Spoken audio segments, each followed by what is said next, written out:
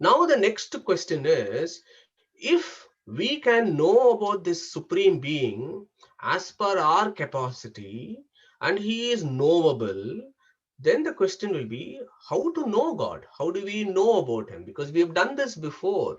We cannot see him through our eyes and so on. So people are the Shruti, for example, we say na indriyani na anumanam vedahi eva enam vedayanti tasmad ahuhu vedaha.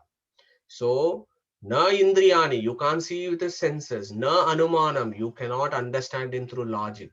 The only way of understanding is Vedahi eva enam. You can understand him only through the Vedas.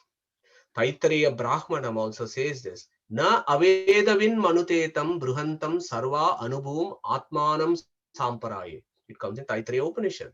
So, he who does not know the Vedas cannot know the Supreme. That is a fundamental, that is the fundamental axiom of Sanatana Dharma. So again, the abbreviation Om tells us, initially it gave us a concept of God. Now it is telling us, how are you going to know about God? So how does Akara, Ukara and Makara actually correspond to our Vedas? How does it make sense? Say, the classic teaching is, Akara stands for Padya or Rigveda. Ukara stands for Gadya or Yajurveda. And Makara stands for Gana or Samaveda. Okay. Now, the question is, why? How does Akara, Ukara, and Makara are abbreviations of the Vedas? Okay. So let us look at it in a minute, but I'm going to invite Chitraji to recite a very beautiful verse from chapter 10, verse 22, before we go and deal with that. Chitraji. वेदानां सामवेदोऽस्मि देवानामस्मि वासवः इन्द्रियाणामनश्चामि भूतानामस्मि चेतना. Wonderful, Chitraji. Thank you. So, Vedanam Samavedo Asmi. He said, among the Vedas, I am the Samaveda or I am in the Samaveda. Okay, let us see why Krishna has said that. In the Gita Prasthana, why Veda Vyasa has said Vedanam Samavedo Asmi. Okay, so now let us go back to our abbreviation for Om. So we said Akara is represents Padya or Rig Veda. How? What is the very first verse of Rig Veda? Agni Mile Purohitam. So it starts with Akara. There you have your answer. It is starting with Akara. Yeah, Rig Veda. What is the very last verse of the Rig Veda?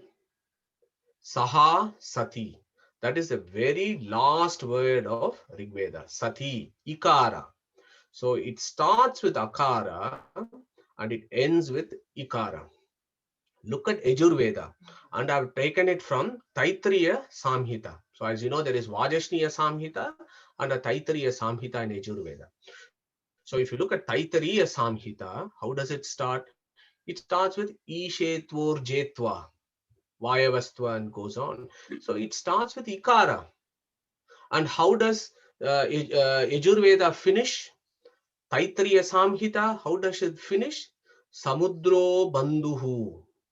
It finishes with Ukara. Okay, so there you have your answer for Yajurveda. Yajurveda finishes with Ukara. Okay, so Akara, Rigveda starts with A and Yajurveda finishes with Ukara. So A and U, when abbreviation is given, it means the whole of Rigveda and the Yajurveda are compressed in it. What does that mean? The whole of poems and the whole of prose are compressed in it, in Akara and Ukara. So you can use poetry and prose in the Vedas to understand the Supreme Being. So the next question is, what about Samaveda? So Samaveda is also very interesting. So look at how Samaveda starts. It starts Agna, I can't sing, but Agni Mile Purohitam is basically opened up in Samaveda and it starts with Agna Yahi and it goes on. So it starts with Akara. Okay. And how does it finish? It finishes with Dadatu. It finishes with Ukara. Okay, that makes perfect sense because what is Samaveda? Samaveda is Rig Veda and Yajur Veda set in music. Yeah, so it includes what starts with Akara and what finishes with Ukara. So these are all some subtle, I would say esoteric, subtle secret philosophies of abbreviations of Om, and I hope you are able to appreciate this. Now the question is, how does Makara actually signify Samaveda? So I am going to play a bit of Samaveda, and I hope the audio comes through all right. Let's see.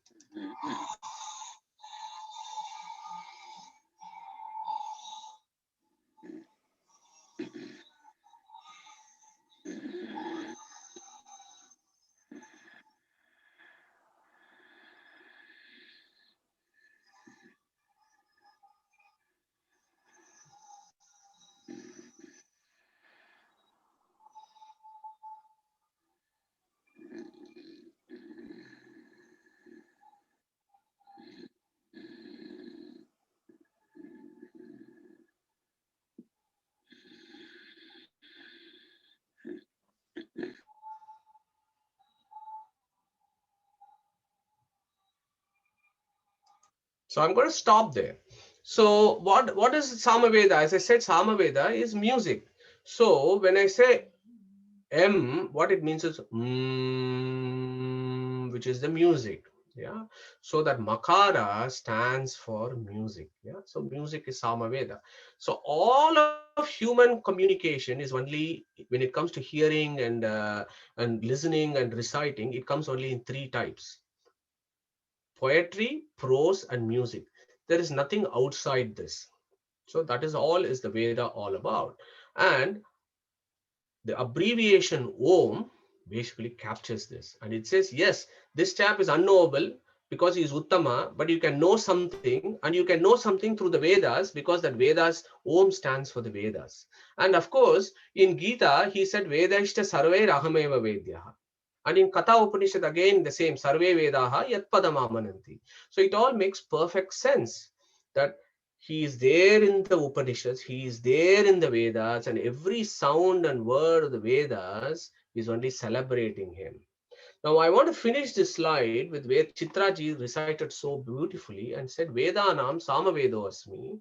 And why did Krishna say Samaveda, not Rig or Yajurveda? The reason why he has said that is not only to capture the Akara and Ukara of the Rig and the Yajurs compressed in Samaveda, but also to bring home the truth that all sounds, music basically is sounds, yeah, all sounds of the universe only celebrates the supreme. It's what we call sarva shabda vachyatva, yeah. And Krishna says that, it's not just the Vedas, guys. Every music, every sound of the universe is talking about me, and that is why that's from the sarva shabda vachyatva of Vedas. Veda Vyasa says, I am in all this. Yeah. So that is the deep philosophy of why that Samavedo Asmi is, but I hope you understand now as to how the abbreviation Om talks about the how we can gain knowledge about the Supreme. Okay, so that is approach 4.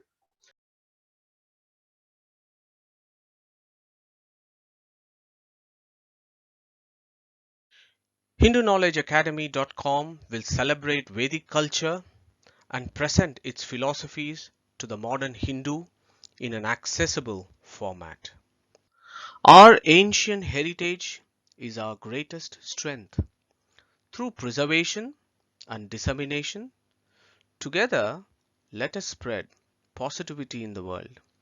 Thank you for listening and welcome to Hindu Knowledge Academy.